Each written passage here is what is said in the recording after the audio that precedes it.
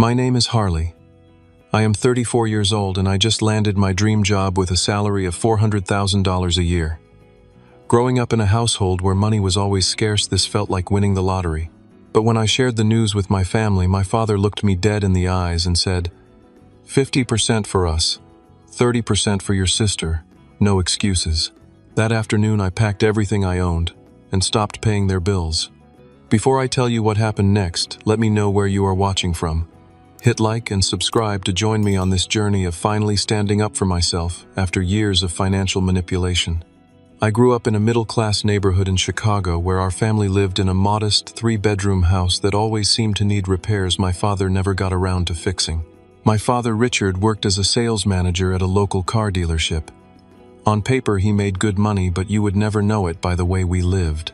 Dad always had an air of authority about him, standing at 6 feet 2 inches with broad shoulders and a booming voice that could silence a room. He controlled every aspect of our family life, especially the finances. Money does not grow on trees, Harley. He would lecture me constantly. Everything in this house comes from my hard work. The irony was that most of our financial problems stemmed from his gambling habit. Every other weekend, he would disappear to the riverboat casinos along the Mississippi, returning either jubilant with temporary winnings or more often sullen and quick to anger after losing. My mother, Diane, was the opposite of my father in every way. Petite with soft-spoken mannerisms, she worked as a receptionist at a dental office, but never seemed to have any say in how her paycheck was spent. She would just nod along with whatever Dad decided, her eyes downcast, her opinions silenced years ago. Your father knows best, she would whisper to me whenever I questioned their decisions. Just try not to upset him. Her entire existence seemed dedicated to keeping the peace, even at the cost of her own dignity. Then there was my sister Amanda, 2 years younger than me, but somehow always the center of attention. Amanda was the golden child, the one who got new clothes while I wore hand-me-downs, the one whose extracurricular activities were priorities, while mine were luxuries we could not afford. Your sister is more delicate than you, my mother would explain. She needs more support. This translated to Amanda never having to work a day during high school, while I started bussing tables at 14 just to have money for school supplies. Our household had a predictable rhythm of financial crisis, followed by temporary relief, followed by another crisis. The electricity would get shut off. Dad would borrow money from his brother. Lectures about spending less would follow, and within months, we would be back in the same situation. Through it all, I was expected to contribute while Amanda was protected. The summer before my sophomore year of high school, I landed my first official job at a local grocery store. I still remember the pride I felt receiving my first paycheck of $326 for 2 weeks of after-school shifts. That pride evaporated quickly when my father held out his hand as soon as I got home. Family contribution, he declared, taking the entire check. This will help with the water bill. I never saw a penny of that money, nor of most of the paychecks that followed. Meanwhile, Amanda received $100 of allowance monthly for keeping her grades up, even though my grades were better. Technology became my escape. The school computer lab became my sanctuary during lunch periods and after classes. I taught myself coding through free online resources, spending hours at the public library when our home internet was cut off for non-payment. While my father gambled away his paychecks, and my mother made excuses for him, I was building a foundation for my future. Always on those computers, my father would scoff. How is that going to put food on the table? Despite his dismissal, I applied for and won a partial scholarship to the state university to study computer science. It only covered about 60% of the tuition, so I worked 2 part-time jobs throughout college to make up the difference and pay for my books and living expenses. I lived in the cheapest apartment I could find, sharing a 2-bedroom place with 3 other students to keep costs down. Even during college, the financial demands from home never stopped. Every crisis was somehow my responsibility to solve. Car repairs, medical bills, the time Amanda crashed her car without insurance, all of these became my problems. We supported you your whole life, my father would remind me during his calls asking for money. This is what family does. What hurt most was how my father would take credit for my achievements in front of others. At family gatherings, he would brag about putting his son through college, and how all those computer games finally paid off, as if my success was his creation. not something I had achieved, despite his obstacles. The final straw from my college years came when I had saved $2,000 toward a used car.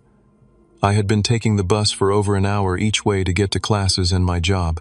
The money was in my account for less than a week when my parents called about the property tax bill they had forgotten about. After 3 days of guilt trips and my mother crying on the phone, I transferred the money to them. They bought Amanda a spring break trip to Florida 2 months later. These patterns continued through my early 20s. Each time I tried to establish financial independence, some family emergency would pull me back in. I became the family bank expected to provide without question while trying to build my own life from scratch.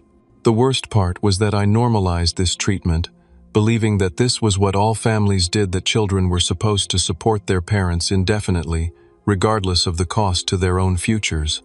After graduating with my computer science degree, I took a junior developer position at a small software company in Chicago. The starting salary was modest, $48,000 a year, but it was a foot in the door of the industry I had worked so hard to enter. My first apartment was barely 500 square feet, a studio with a kitchenette and a bathroom where my knees hit the wall when I sat on the toilet. But it was mine, paid for with my own money, and that meant everything. The learning curve at my first job was steep. I was working with technologies I had only read about in textbooks, and my colleagues all seemed light years ahead of me in experience. Rather than getting discouraged, I turned it into an opportunity. I stayed late every evening, absorbing everything I could, volunteering for the projects no one else wanted to take on. "You are not getting paid for those extra hours," my father commented when I mentioned my schedule during a Sunday phone call. "I am getting paid in knowledge," I replied, a concept he never seemed to understand. While my day job provided a stable income, I knew I needed more education to advance quickly in the tech world. After my regular 9 to 5, I took night courses to earn additional certifications in network security and database management. My social life was practically non-existent, but every new skill I acquired was another step toward the career I envisioned. By my second year, I had received my first promotion to mid-level developer with a salary increase to $62,000. It was still modest by industry standards, but it represented progress. I celebrated by buying myself a reliable used Honda and opening my first investment account with $200 a month automatic deposits. My third year brought another promotion after I led a successful project implementing a new customer management system. The senior developer position came with more responsibility and a bump to $78,000 annually. I moved to a slightly larger apartment in a better neighborhood, though I kept my expenses low, remembering the financial instability of my childhood. Through it all, the requests from home never stopped. Amanda needed help with her credit card debt. The roof was leaking. Dad had a temporary cash flow problem. Each time I would help, though, I had started setting limits, offering what I could afford rather than what they demanded. "We did not raise you to be selfish," my mother said, when I could only send $500 instead of the $2,000 they wanted for Amanda's car repairs. By my late 20s, I had job hopped to a medium-sized tech company, increasing my salary to $110,000. I was finally building substantial savings and investments. I had also found my specialization in cloud architecture, an emerging field with significant demand. I pursued advanced certifications and became known for solving complex integration problems that other developers avoided. The most valuable relationship I built during these years was with Michael, a senior architect I met at a tech conference. Unlike my other colleagues who were just professional acquaintances, Michael became a true friend and mentor. He was 10 years older than me, accomplished in the field, and most importantly, he recognized my potential before I fully saw it myself. "You are undervaluing yourself," he told me over beers after reviewing my latest project. "You could be making twice what you are now at the right company." With Michael's encouragement, I started applying for more ambitious positions. There were rejections along the way, interviews where I was clearly out of my depth, but each one was a learning experience. I kept detailed notes on what questions stumped me, then went home and studied those topics until I mastered them. Last month, an opportunity arose at Horizon Technologies, one of the most innovative cloud service providers in the country. They were looking for a principal cloud architect to lead a new division focused on artificial intelligence integration. The position required extensive experience with technologies I had been specializing in for years. The interview process was grueling, 4 rounds over 3 weeks, including a technical challenge that required me to design a scalable architecture for a hypothetical client with complex requirements. I spent an entire weekend on the challenge, sleeping only a few hours each night to perfect my solution. When my phone rang with Horizon's offer, I was walking to my car after a long day at my current job. The recruiter's voice was enthusiastic as she shared the news. "We would like to offer you the principal cloud architect position, Harley. The compensation package includes a base salary of $400,000 annually, plus performance bonuses and stock options." I had to ask her to repeat the number, certain I had misheard. $400,000. It was nearly 4 times my current salary. I stood in the parking lot, keys in hand, unable to move as the reality sunk in. This was life-changing money, the kind of income that could secure my future, allow me to buy a home instead of renting, to build substantial investments, to finally achieve the financial security I had been working toward my entire adult life. That evening I met Michael at our favorite bar to celebrate. He ordered champagne, insisting that this achievement deserved proper recognition. "I told you," he said, raising his glass. "They are lucky to have you. This is just the beginning." As we talked about the opportunity, Michael asked about my plans for the money. "First, a down payment on a condo," I said. "Then maxing out my retirement accounts. Maybe actually taking a vacation for once." "Your family will be thrilled," Michael commented, and I felt a twinge of anxiety at the mention of them. Despite our complicated history, I still wanted to share my success with my parents and sister. Part of me hoped that with this achievement they might finally see me differently, not as a resource to tap, but as a son who had accomplished something significant. I decided to drive to their house that weekend, to share the news in person, imagining their proud faces, perhaps even an acknowledgement of how far I had come despite the challenges. It was a decision I would soon regret. I arrived at my parents' house on Saturday evening, carrying a bottle of champagne and 3 takeout bags from their favorite steakhouse. The familiar scent of my mother's potpourri, mixed with the musty smell of the aging carpet, hit me as I walked through the door. The house looked the same as always, perhaps a bit more worn around the edges, the furniture showing its age, the paint slightly yellowed. "Look who finally remembered where he came from," my father called from his recliner, not bothering to get up. He was watching a baseball game, a beer balanced on the armrest. My mother emerged from the kitchen, wiping her hands on a dish towel. "Harley, what a surprise. And you brought food." Her eyes lit up at the sight of the bags. "Amanda, your brother is here with dinner." Amanda appeared from upstairs, her hair wrapped in a towel. At 32, she still lived at home, working part-time at a boutique downtown while my parents covered most of her expenses. She broke into a smile when she saw the food. "Fancy steakhouse." "What is the occasion?" she asked, peering into the bags. I helped my mother set the table, while explaining that I had some news to share. Once we were all seated with plates of filet mignon and loaded baked potatoes, I took a deep breath and made my announcement. "I got a new job," I began, trying to keep my voice casual despite my excitement. "A principal cloud architect position at Horizon Technologies." "Never heard of them," my father said, between bites. "They pay better than your current place." This was the moment I had been waiting for. Yes, significantly better. The base salary is $400,000 a year. The reaction was immediate. My mother's fork clattered against her plate. Amanda's eyes widened to perfect circles. My father stopped chewing mid-bite, then slowly resumed his expression, calculating. $400,000, my mother repeated, her voice hushed, as if saying it too loudly might make it disappear. "Oh, Harley, that is wonderful." "My little brother is rich," Amanda exclaimed, reaching over to punch my arm playfully. I always knew all that computer stuff would pay off someday. My father remained silent, but I could see the wheels turning behind his eyes. He took a long swig of his beer, set it down deliberately, then fixed his gaze on me. "When do you start?" he asked. 3 weeks from Monday, I replied. "I need to wrap things up at my current job first." "And when does the first paycheck come in?" The question struck me as odd, but I answered anyway. "They pay bi-weekly, so probably about 5 weeks from now." He nodded slowly, as if confirming something to himself. The conversation moved on to other topics, my mother asking about the office location, Amanda wondering if I would be buying a new car. The initial tension I had felt began to ease. Maybe this would be the positive turning point in our relationship I had hoped for. After dinner, as we moved to the living room with slices of the cheesecake I had brought for dessert, my father cleared his throat loudly, a sound I recognized from childhood as his preamble to an important pronouncement.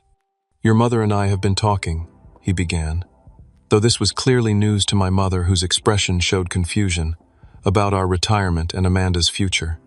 I nodded, waiting for him to continue, a knot beginning to form in my stomach.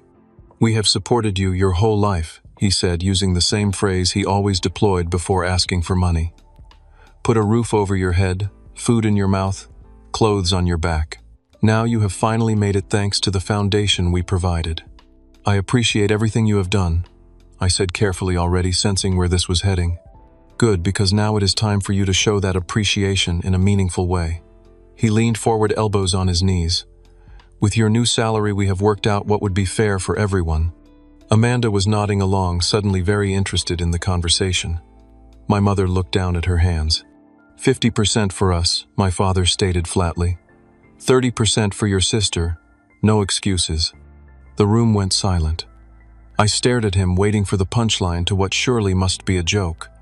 But his expression remained serious, expectant even. "You want 80% of my salary," I finally managed to ask, my voice barely above a whisper. "We raised you," he replied, as if that explained everything. "And now we need to secure our retirement. The house needs work, your mother deserves to stop working at that dental office, and I want to finally enjoy life after decades of supporting this family. And I need to pay off my student loans," Amanda chimed in. "Plus, I want to open my own boutique someday. You know I have always dreamed of that." I looked at my mother, hoping for some sign that she found this as outrageous as I did, but she merely gave a small shrug. "Your father has thought this through," she said softly. "We are family after all." My mind was racing, doing quick calculations. They wanted $320,000 of my $400,000 salary. That would leave me with $80,000, which was actually less than I currently made. "That would leave me with less than what I make now," I pointed out. "But you will get raises and bonuses," my father countered. "And you have always been good at living frugally. Besides, what do you need all that money for? You are single, no kids. We have real needs." The conversation quickly devolved into an argument as I tried to explain that while I was happy to help them, giving up 80% of my income was simply not reasonable. My father's tone grew increasingly irritated. "After all we sacrificed for you," he said, his voice rising. "All the nights your mother stayed up helping with your homework, all the meals we put on the table, all the guidance we provided, and this is how you repay us, with selfishness." Amanda joined in, listing all the times she had been there for me emotionally over the years, as if that justified a $120,000 annual stipend. The more I resisted, the more intense their pressure became. "I have bills to pay too," I tried explaining. "And I want to buy a home, invest for my own future." "Your future?" My father scoffed. "What about our future? What about everything we gave up so you could have opportunities?" The argument reached its climax when my father stood up, towering over me just like he had when I was a child. "This is not a request, Harley. This is what you owe us. We are your family. If you turn your back on family, you have nothing." His expression hardened. "So what is it going to be? Are you with your family? Or are you one of those ungrateful children who abandons the people who gave him life once he has money?" I looked around at the three expectant faces, each with their own version of entitlement, and suddenly saw with perfect clarity what the rest of my life would look like if I agreed to their demands. This would never end. The percentages might change, but the expectation that my earnings belonged more to them than to me would remain constant. "I need some air," I said, standing up and walking out the front door without waiting for a response. Behind me, I heard my father call out, "Think carefully about your next move, son. Family is forever, but so are the consequences of turning your back on us." The cool evening air hit my face as I walked to my car, hands shaking slightly as I fumbled for my keys. I did not pull out of the driveway immediately, just sat behind the wheel trying to process what had just happened. The champagne I had brought to celebrate my achievement now seemed like a cruel joke. I drove aimlessly around the neighborhood where I grew up, past the elementary school with its faded playground equipment, past the corner store, where I had bought penny candy as a kid, past the park where I had spent countless hours alone, when the tension at home became too much. Each familiar landmark seemed to carry the weight of memories, most of them tinged with the same dynamics I had just experienced at dinner. My phone buzzed repeatedly with text messages from Amanda and my mother, but I ignored them. I needed space to think, to understand my own feelings, without their voices in my head. After about an hour of driving in circles, I pulled into the parking lot of a 24-hour diner that had been a refuge during my high school years. The same neon sign flickered above the entrance, promising comfort food and anonymity. Sliding into a booth, I ordered coffee and tried to sort through the tumult of emotions. Anger, certainly, disappointment, hurt. But beneath those immediate reactions was something deeper, a profound sadness at the recognition that the family I had always hoped for, the one that would be proud of my achievements and happy for my success, did not exist. I flashed back to my 16th birthday, when I had saved up for months to buy parts to build my first computer. My father had discovered the components hidden in my closet and accused me of wasting money on toys when the family needed new tires for the car. He had made me return everything and hand over the refund money. The computer that could have been the start of my portfolio of work was sacrificed for tires on a car I was rarely allowed to drive. Then there was my high school graduation, when I received an academic achievement award and scholarship. While the parents of other students took photos and planned celebration dinners, my father had simply asked, "Will this scholarship cover all the costs, or are we going to have to pay something?" The accomplishment itself meant nothing, only its financial implications for him. As these memories flooded back, I realized this pattern had been constant throughout my life. My achievements were valued not for what they represented about my growth or character, but solely for how they could benefit my parents and sister financially. I had never been seen as an individual with my own dreams and needs, only as a resource to be tapped. Around midnight, I finally called Michael. Despite the late hour, he answered on the second ring. "What is up? Everything okay?" His voice was alert, concerned. I explained what had happened at dinner, my words pouring out in a rush. When I reached the part about my father demanding 80% of my salary, Michael let out a low whistle. "That is not family supporting each other, Harley. That is exploitation," he said firmly.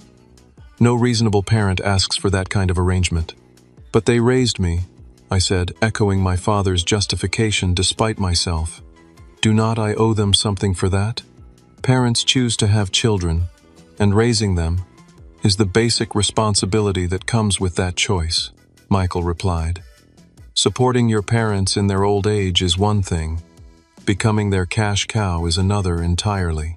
We talked for nearly an hour, Michael helping me see the situation from outside the fog of family dynamics. He shared stories of his own parents, who had celebrated his career successes and refused financial help even when he offered it, insisting he save for his own future first. "What they are asking is not normal," he emphasized. "It is not what loving parents do." After hanging up, I drove back to my apartment, but sleep eluded me. I sat at my computer researching family financial abuse and found article after article describing dynamics that felt eerily familiar. Adult children being guilt-tripped into supporting able-bodied parents, the weaponization of family obligation, the use of emotional manipulation to extract financial support. I began calculating what my life would look like if I gave in to their demands. After taxes, my $400,000 salary would net about $270,000. Giving 80% of that to my family would leave me with $54,000 a year, significantly less than my current take-home pay.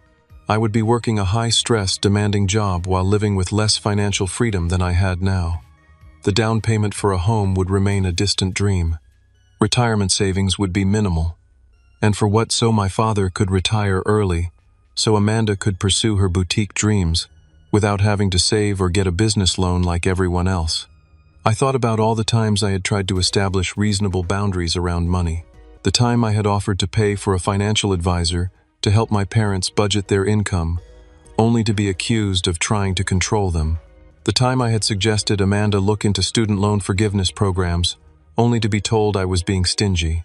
Every attempt at helping in a sustainable way had been rejected in favor of direct cash transfers that disappeared into the black hole of my family's finances. As dawn broke, I reached a moment of clarity. This pattern would never end unless I ended it. No amount of money would ever be enough. No achievement would ever be celebrated for its own sake. The goalposts would always move, the demands would always increase, and I would forever be trying to buy the approval and love that should have been freely given. I realized that standing up for myself was not selfish, as my father had always claimed when I resisted his demands. It was necessary for my own survival and well-being, and perhaps in some distant future, it might even be the catalyst for a healthier relationship with my family, though I was not naive enough to count on that outcome. With this clarity came a plan. It would not be easy, and it would certainly not be without emotional cost. But for the first time in my life, I was choosing myself, my future, and my right to enjoy the fruits of my own labor. The decision felt simultaneously terrifying and liberating. The next morning I woke up with a sense of purpose I had not felt in years. The path forward was clear if difficult. I needed to break the financial ties that had kept me bound to unhealthy family dynamics for so long. This would require careful planning and quick execution before my resolve could be weakened by guilt or manipulation. My first stop was a new bank across town where I opened checking and savings accounts. I provided my new work address rather than my home address for all correspondence. Next, I contacted my current bank and arranged to close my accounts once all outstanding checks and automatic payments had cleared with instructions to transfer the remaining balance to my new accounts. At a local phone store, I purchased a new cell phone with a new number which would become my primary contact after I executed my plan. I would keep my old phone active temporarily to avoid raising suspicions but would eventually phase it out. Back at my apartment, I created a detailed inventory of my possessions, identifying what was truly important to me versus what could be replaced. I had always lived fairly minimally, a habit from years of financial insecurity which now worked in my favor. My most valuable possessions were my computer equipment, important documents, and a few sentimental items from my grandparents who had passed away years ago. Online, I researched apartments in a neighborhood closer to my new job. By midday, I had scheduled 3 viewings for that afternoon. The second property I visited was perfect. A 1-bedroom with a home office nook in a secure building with underground parking. The leasing agent, impressed by my new job offer letter and excellent credit score, approved my application on the spot. I signed a 12-month lease and paid the security deposit plus first month's rent from my savings. Next came the most tedious but necessary step, addressing the various bills I had been paying for my family. Over the years, I had somehow become responsible for their cell phone family plan, their internet service, various streaming subscriptions, and even making occasional payments on my sister's student loans when she claimed to be short on cash. One by one, I contacted each company. I would like to remove myself from this account, I told the cell phone company representative. The other lines should remain active, but I will no longer be financially responsible after the current billing cycle. Similar conversations followed with the internet provider, streaming services, and other utilities. For services that required notice, I scheduled the changes to take effect at the end of the current billing period. For Amanda's student loans, I simply removed my bank account from the automatic payment system. By late afternoon, I had rented a small moving truck for the following day and purchased packing supplies. Back at my apartment, I began methodically boxing up my life. Clothes, books, kitchen items, electronics, all carefully packed and labeled. The efficiency of my packing reflected the clarity of my decision, each sealed box another step toward independence. That evening, I drove back to my childhood home one last time. I had deliberately chosen a time when I knew my family would be out. My father at his weekly poker game, my mother at her book club, and Amanda usually out with friends on Friday evenings. Using my key, I entered the silent house and made my way to my old bedroom, which had been partially converted to storage after I moved out, but still contained boxes of my childhood belongings. The room felt smaller than I remembered, the faded posters on the walls, remnants of earlier dreams and interests.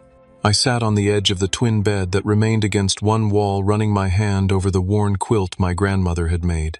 For a moment, nostalgia threatened to weaken my resolve, memories of rare, happy moments, mixing with the more prevalent, difficult ones. I reminded myself that I was not erasing my past or my family from my life completely. I was simply establishing boundaries that should have existed all along. With renewed determination, I filled 2 boxes with the items that mattered: photographs, academic awards, the few gifts that had actually been thoughtful, a small collection of books that had shaped my thinking. Before leaving, I sat at the small desk and wrote a letter explaining my decision. The words came more easily than I expected, years of unspoken feelings finding their way onto the page. Dear Dad, Mom, and Amanda, by the time you read this, I will have moved to a new apartment and changed my contact information. This decision comes after much reflection on our relationship, particularly regarding finances. The demand that I turn over 80% of my salary to you was the final evidence that you see me not as a son and brother, but as a source of income. This is not a healthy dynamic for any of us. I have removed myself from all family bills I have been paying. These financial responsibilities are now yours, as they should have been all along. I am not doing this out of spite, but out of the necessity to establish boundaries that should have existed long ago. I need time and space to reassess our relationship. Any future contact will need to be based on mutual respect rather than financial expectations. Harley. I sealed the letter in an envelope and placed it on the kitchen counter where it would be easily found. Looking around the house one last time, I felt a complex mixture of sadness and liberation. Then I walked out the door, locking it behind me. The next morning, with the help of 2 movers I had hired for a few hours, I loaded everything from my apartment into the truck. By noon, I was unloading at my new place. The entire process was completed with military precision, a clean break from one chapter of my life to the next. That first night in my new apartment, sitting on my couch surrounded by boxes, I experienced conflicting emotions. There was guilt, certainly years of conditioning, making me question if I had done something terrible. There was anxiety about the inevitable fallout when my family discovered my letter. But overshadowing these was an unfamiliar feeling of lightness, as if a weight I had carried for so long had finally been lifted from my shoulders. For the first time in my adult life, my financial resources were truly my own. My future belonged to me alone. The road ahead would not be easy, but it was at last mine to travel as I chose. The explosion came sooner than I had anticipated. At 8:30 the next morning, my old phone erupted with notifications, a barrage of texts and voicemails from my family. I had expected anger, but the sheer volume and intensity still caught me off guard. My father's voicemails escalated from confusion to rage in the span of 3 messages. Harley, where are you? Your mother found your letter. Call us immediately so we can discuss this misunderstanding. Then I cannot believe you would pull this kind of stunt. After everything we have done for you, this is how you repay us, by running away like a child. And finally, you listen to me, son. You have one day to come to your senses and apologize to your mother. She is crying her eyes out because of your selfishness. One day, or you will regret it. Amanda's messages were no less forceful, though her approach leaned more heavily on guilt than threats. How could you do this to us? Mom is devastated. Dad is furious. And what about me? I was counting on your help for my boutique. My dream is just worthless to you, I guess. You have always been selfish, but this is a new low. My mother's messages were the hardest to hear, her voice soft and trembling. Harley, sweetie, please call me. Just me, not your father. I do not understand what happened. We are family. We are supposed to help each other. Please come home so we can talk. I listened to each message, allowing myself to feel the pain and guilt they were designed to trigger, but I did not call back. Instead, I sent a single text to all 3 of them from my old phone. I need space and time. My decision stands. Please respect my boundaries. Then I silenced the phone and focused on settling into my new apartment and preparing for my upcoming job. I had given myself a week between jobs to get organized and decompress, time that now proved essential for dealing with the family crisis I had precipitated. The messages continued throughout the day, alternating between anger, bargaining, and emotional manipulation. By evening, they had taken a darker turn, with my father threatening to come to my workplace and straighten things out in person. That was concerning enough for me to save the voicemail as evidence, just in case. The next morning, my old email inbox contained messages from extended family members, aunts, uncles, and cousins. I rarely spoke to all, expressing their shock at my abandonment of my parents and sister. It was clear my father had been making calls, recruiting allies in his campaign to bring me back in line. Some messages were sympathetic to him, citing his sacrifices as a parent. Others were more measured, suggesting family counseling or mediation. My father's brother, Uncle Steve, who had always been somewhat of an outsider in the family himself, sent a different kind of message. "Harley, I do not know exactly what happened, but knowing my brother, I can guess. Call me if you need someone to talk to who understands the family dynamics. Sometimes distance is necessary for health. Take care of yourself." That small show of support meant more than I could express, a reminder that not everyone viewed family obligations through the same distorted lens my parents did. 3 days after my departure, the situation escalated dramatically. I was at a coffee shop near my new apartment working on some preparation materials for my new job when my phone lit up with a call from a number I did not recognize. Normally, I would have let it go to voicemail, but something prompted me to answer. "Is this Harley?" a woman's voice asked. "This is Diane from Human Resources at Horizon Technologies. There is a situation in our lobby I think you should be aware of." My stomach dropped as she explained that 3 people claiming to be my family were demanding to speak with me, becoming increasingly loud and disruptive when told I did not start work until next week and was not in the building. "They are insisting on leaving a message with someone from your department," she continued. "Security is handling it, but I thought you should know." I thanked her, ended the call, and sat in stunned disbelief.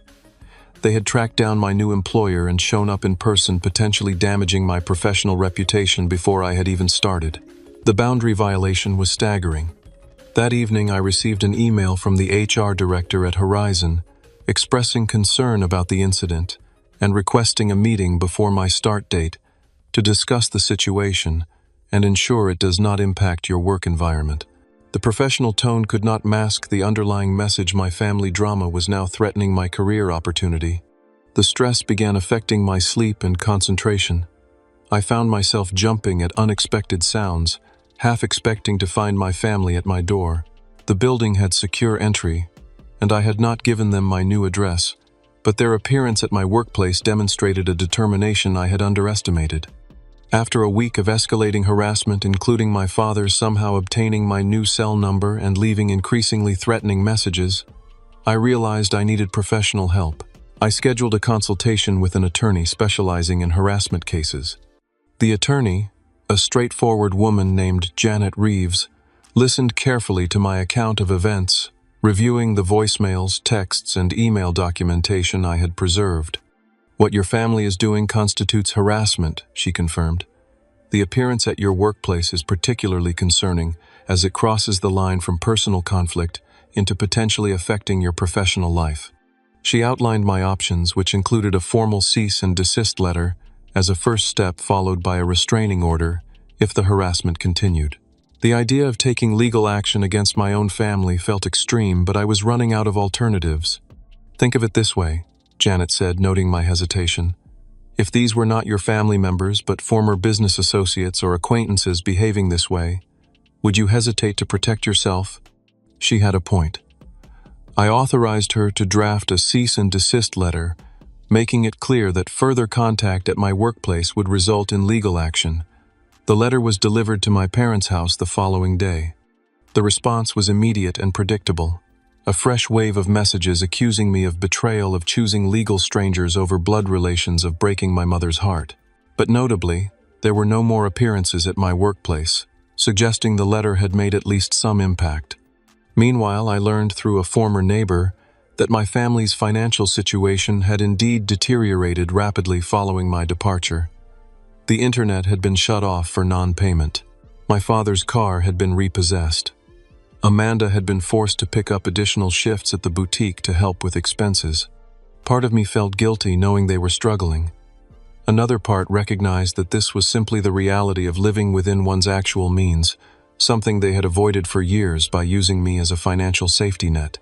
"Their financial problems are not your doing," Michael reminded me during one of our regular check-ins.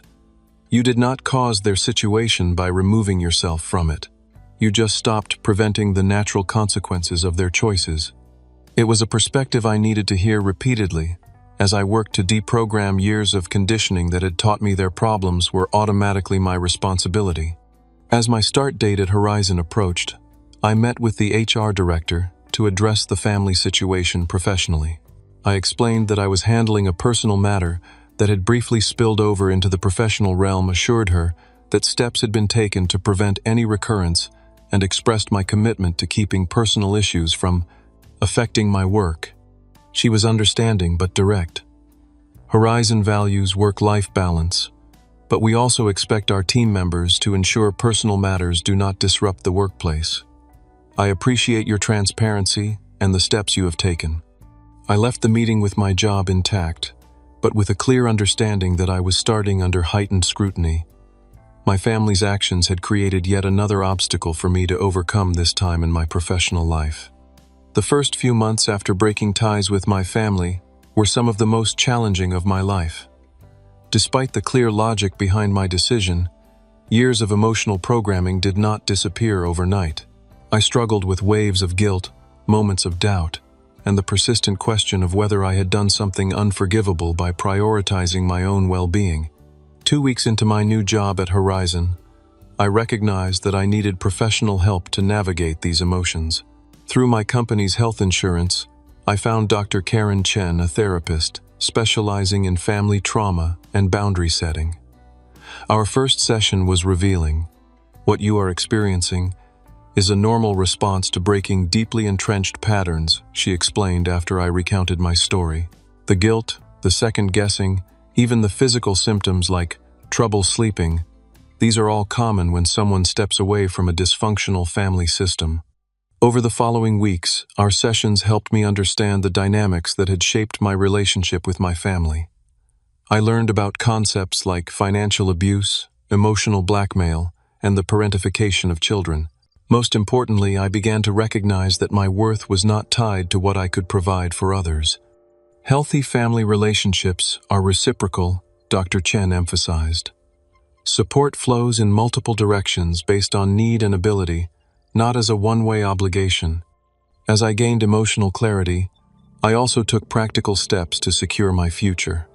With guidance from a financial advisor, I developed a comprehensive plan for my new income. I maxed out my retirement contributions, established an emergency fund, and began saving for a down payment on a condo. For the first time, I was planning my financial future, based on my own goals and values, not on anticipation of the next family crisis. The harassment from my family gradually decreased, though it never fully stopped. The cease and desist letter had established consequences they seemed unwilling to test, though occasional messages still came through new phone numbers or email addresses, typically around holidays or family birthdays. 3 months after starting at Horizon, I felt secure enough in my position to approach the issue of my family from a position of strength rather than reaction. After consulting with Dr. Chen, I drafted a letter outlining terms under which I would consider providing limited financial support. My offer was structured and conditional. A monthly contribution of $2,000 paid not directly to my parents, but to a financial advisor who would help them create and stick to a budget. The support would continue only if they attended financial counseling sessions and demonstrated progress toward self-sufficiency. For Amanda, I offered to pay for business planning classes if she was serious about opening a boutique, but not to fund the business itself. The letter concluded with clear boundaries, no unscheduled contact, no discussions of money outside the established arrangement, and no disparaging comments or emotional manipulation. Any violation would result in immediate termination of support. I sent the letter through my attorney, maintaining the professional buffer I had established.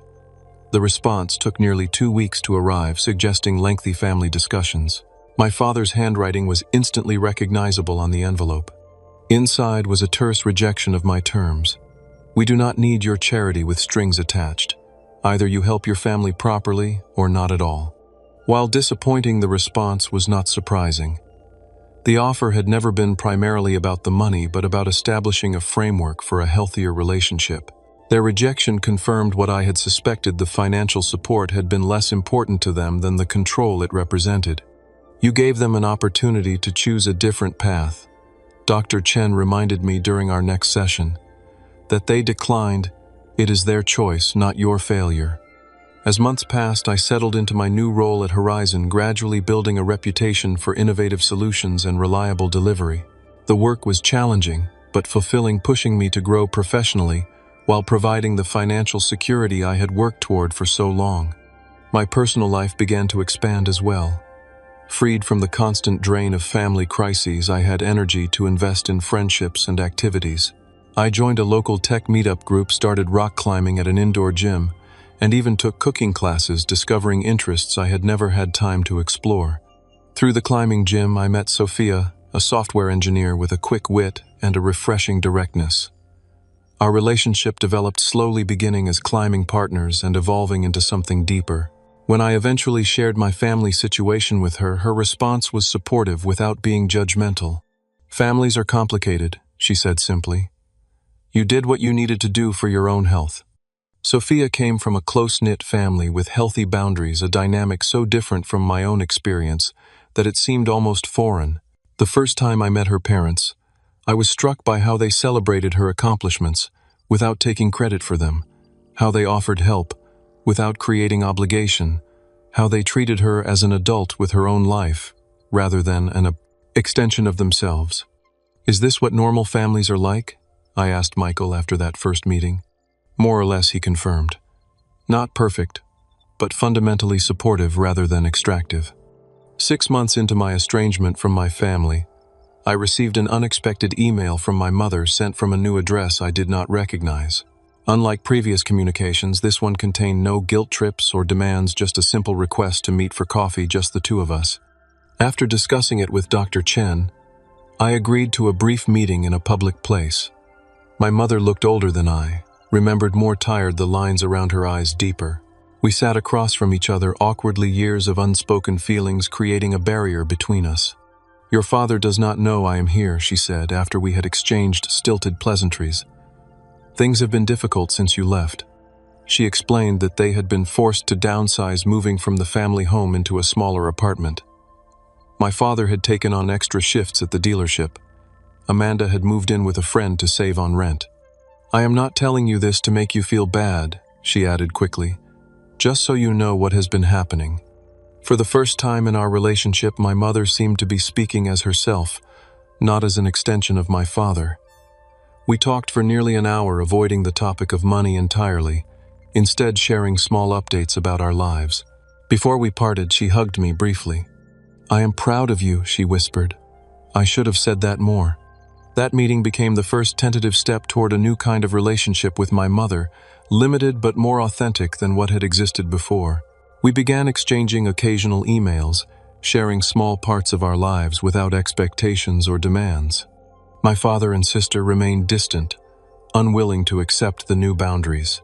I heard through my mother that my father dismissed my success as luck and my boundaries as selfishness, narratives that allowed him to avoid examining his own role in our estrangement.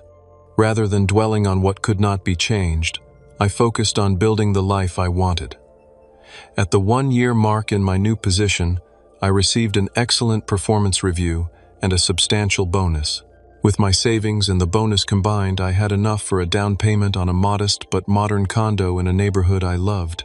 The day I signed the closing papers was significant, beyond the financial milestone it represented.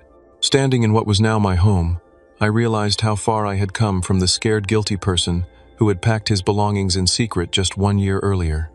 I had established a career I was proud of, created a home that was truly mine, built relationships based on mutual respect rather than obligation, and most importantly learned that taking care of myself was not selfish, but necessary. That evening, sitting on the floor of my new living room with Sophia and Michael sharing takeout and champagne amid the boxes still waiting to be unpacked, I felt a sense of peace I had not known was possible. The journey had been painful, the loss is real, but the freedom I had found was worth every difficult step. Looking back at the past year, I realized that the $400,000 job was never really the point of my story. It was simply the catalyst that forced me to confront patterns that had been harmful for years. The true value of what I gained was not measured in dollars, but in self-respect, in boundaries honored, in the quiet dignity of owning my own life. For anyone facing similar struggles with family financial exploitation, know that it is possible to break free. Setting boundaries is not selfish, it is necessary. True family supports your growth rather than stifling it for their benefit. And sometimes the most loving thing you can do, both for yourself and for those who would take advantage of you, is to say no. Have you ever had to set difficult boundaries with loved ones who were taking advantage of your success? Share your experiences in the comments below. If this story resonated with you, please like and subscribe to support more content about overcoming family financial abuse and building healthy relationships. Remember, standing up for yourself is not selfish. It is necessary for your well-being, and even for those who may eventually learn from the boundaries you set. Thank you for listening to my journey, and I wish you strength in your own.